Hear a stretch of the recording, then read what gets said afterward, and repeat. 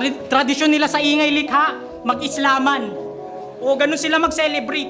Muntik pa tamaan si Boss Ari kasi sa bungguan mga nakakonsentrate. Kung ano-ano pinagagagawa, kala mo mga nagrarambulang inmate. Oras na magpatugtog na ng owa! Owa! Bigla silang nagiging Beyblade. In-stalk ko GF mo sa Facebook.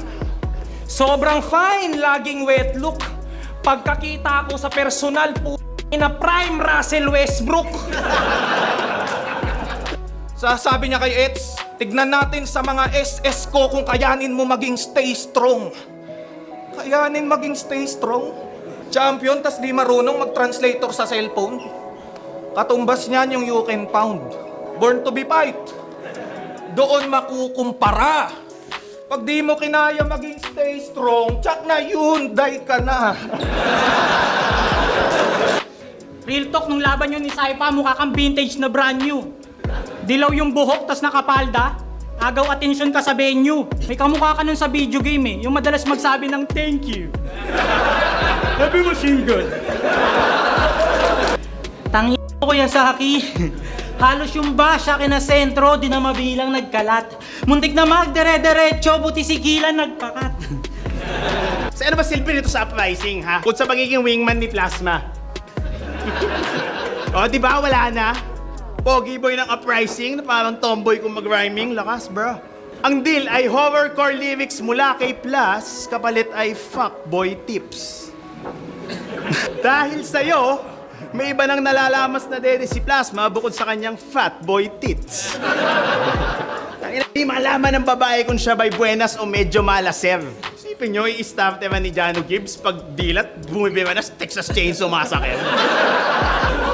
Yo, kaya ako nasa flip top kasi marami akong pinagulong sa mga liga. Ikaw, kaya ka nandito kasi pinatato mo si Enigma. Pinaportrait si Arik sa binti, pero hindi na agad nakapasok. Oo, na-late yung pumanik. Paano, na-bad trip si boss na nakita yung mukha niya? Si Kiram yung hawig.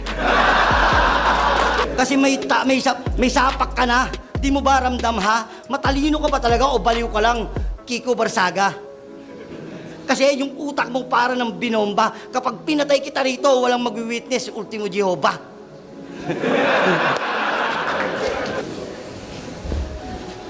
Parteta ng lampeta. Walang kwenta, pasalamat ka, gusto to ni Enigma na parabang bangketa. Porque Panginoon ang kausap, isiniwalat mo. Ito'y pagtulot sa mga bubog na siya kinalat mo. Kung hinaharap ko na maging tagahawak ng pansain mo, hawak ko rin salamin para lang ligon mo yung nakaraan. Hawak mo ang lapid na ng tatay mo. Ito ang pakay ko. Pero ang kulit lang, no? Nung nagkasakit, imbis sa ICU, nirekta sa ICC yung tatay mo. Digong Duterte, ang kauna-unahang mayor na OFW. Nagrally ka nung September 21, pero iba gimmick mo. Lahat kami ang sigaw laban sa korupsyon, tas ikaw bring him home? Na-adapt mo na yung estilo ni Emar ah. Hindi mo ba napagtanto? Konti na lang, malapit ka na rin maglakad ng paganto. Favorite niyang vowel? Ah!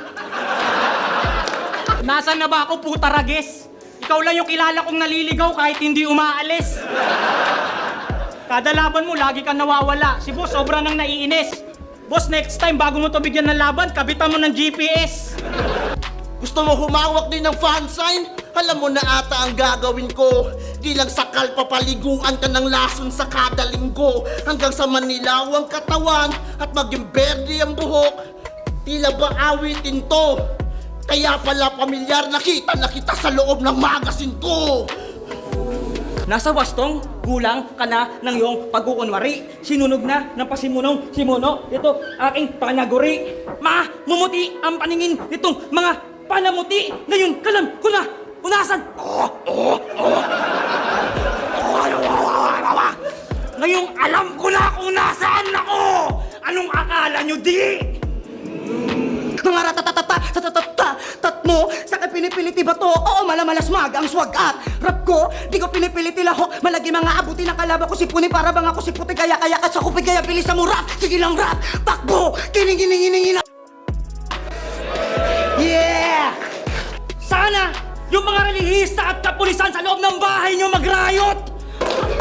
Pag nagkaroon ng pakpak yung mga ilibante sa mukha mo, dumapo! Kasi aminin mo, kung di kayo nagpabayaan ng tandem mo, yung grupo mo buo pa rin hanggang ngayon. Kung di kayo nagpa-araksang nila franchise sa 2x2, yung schizophrenia, isa na sa mga kampyon. Kung di kayo nag-drugs si Juan Tamad, malamang, nagbumulti pa rin siya dito at ambabaon. At kung di siya nag-addict, di ko siya makikitang nangungupit ng damit sa Uniqlo. At di ko sasabihin kung saan branch yun.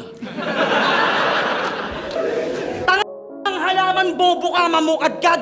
Abstraktong Tagalog ex-Bisaya habang kinakain mo yung butas ng puno ng saging mo yung pagpag! Kaya kung kala mo na kaya mo na nga ko, haha, baka nahihibang ka na. Nakakalimot ka atang sa flip-top ka na lang nakafocus nasisilap ka pa. From dusk till dawn, ganyan ka nakahina mag-rap. Kahit mababa pa lang ang lipadaki ng tatagpasin ng pakpak. Pagkat gapik at lagpak, sa bagong hari ng one-up. Bigay nyo man yung W sa down pa rin ang bagsak. She got smile when I see it to me, when I... Pinalabas ka ni Bitrum nung finals. Ang resulta, pamek! Hindi siya nagwagi. Kundi sana umiksena itong putakte, si GL sana yung nasawi. Nung pinasayaw, yung sumayaw kayo ni Bitrum ng bakte, halos pagsisihan niya sa huli. Tapos niyang palabasin si Tulala, ayun, tulala si Bitrum pag uwi. Sobrang dami mong kagaguhan na nagsimula sa mga bagay na akala mo lang simple. Dahil kung di ka nagpasok, ano laban namin ng Apex, malamang bumabattle pa rin dapat dito si Kadiente. Kaya mga bagong MC, makinig kayo. Dahil sa bagong yugto kayo magbibigay kulay. Tandaan nyo, pagdating sa battle rap, kailangan nyo maging humble. Di lang basta mahusay. Yung mga idol nyo, mga nakaban dito, na di makabalik, silang buhay ng mga patunay. Na hindi sapat magaling na mag-rap. Tama rin dapat desisyon nyo sa buhay. Yung bayan mong anggono, pabanguhin mo naman! Yung nire-representa mong binangonan, ibangon mo naman! Talas-talasan mo yung mga dinudura mo! Taga-Rizal ka pa naman! Tas kung magdrama sa Facebook to sagad, king ina pakaimo. Nung natalo kay Casper, nag-post agad. Mukhang di ako para dito. Puta flip-top na yung kumuha. Ang lungkot mo pa, punyeta. Eh kung si Rapido sa'yo kumuha, tas isalik ang iglesia.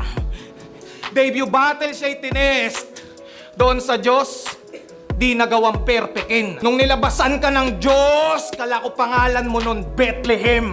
Kung atheist galit sa Diyos, boss! Kami sa December mo pa enterin, sa buwang dinidiwang ang pagsilang dun ko sa ahon siya may merderin.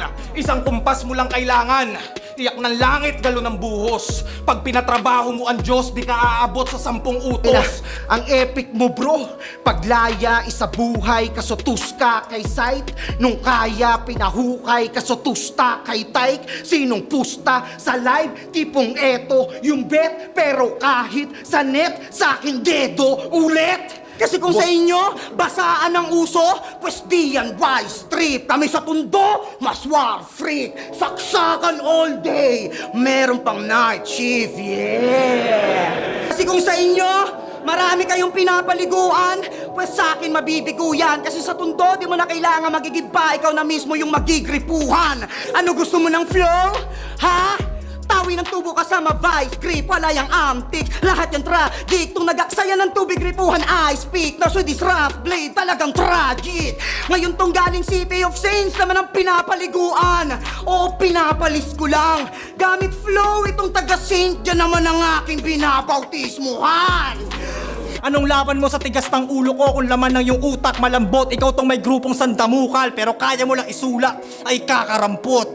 Kaya sa 2-minute rounds na pina-implement sa rating skills hindi yan didikit. Sa isang body bag lang sisilid yan sandamukal na ililigpit. Sa siksikan tayo'y different, sa'yo easy sa akin mas intricate. Sandamukal na nagtitipid, kitil sa punches na unlimited. Mala-Apex daw to. Baka yang one. Kaso si brother di kulot. Haring araw, ganyang kutis, ano ka alter, igorot? In-invite mo kami sa Pasig.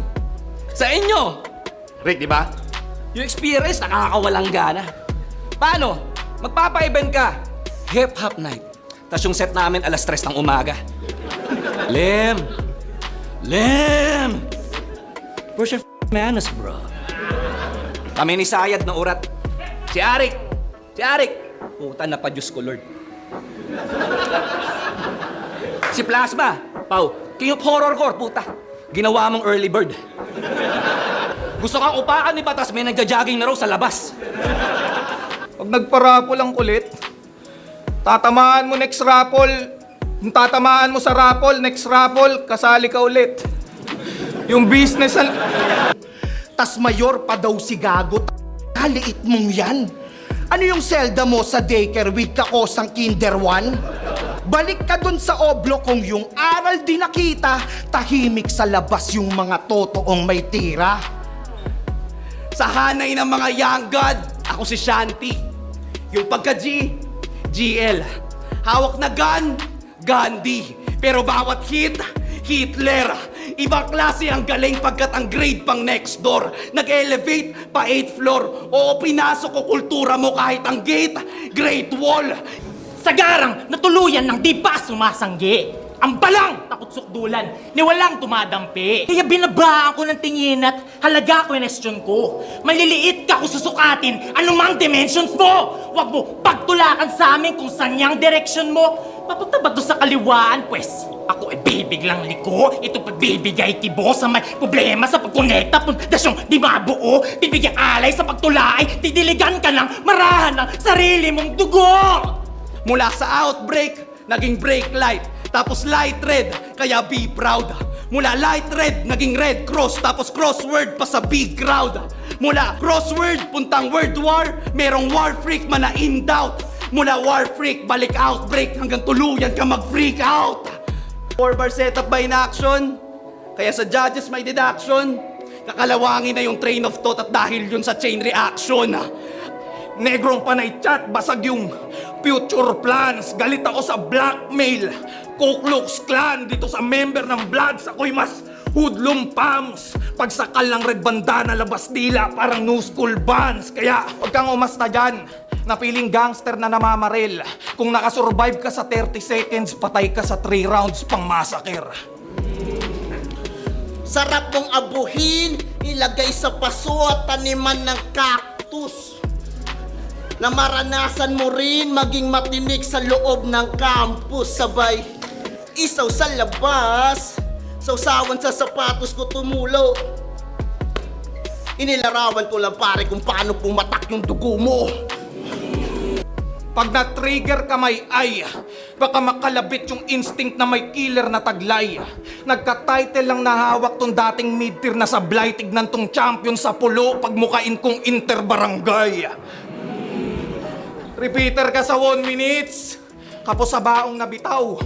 Kung twice sinalang dun sa prior toll, ganon ka kahilaw. Pabalik-balik sa hulmahan, ganon ka ininsulto. Talagang bababad ka sa process pag di ka solid na produkto. Kaya pasalamat ka na lang. Kaya pasalamat ka na lang at naisingit ka pa niya. Mababang grado niya'y nasipat nung may singkit na mata. Mga mantsang nakadikit, di mapipilit sa laba. At ang pamoso ay may butas na masisilip talaga.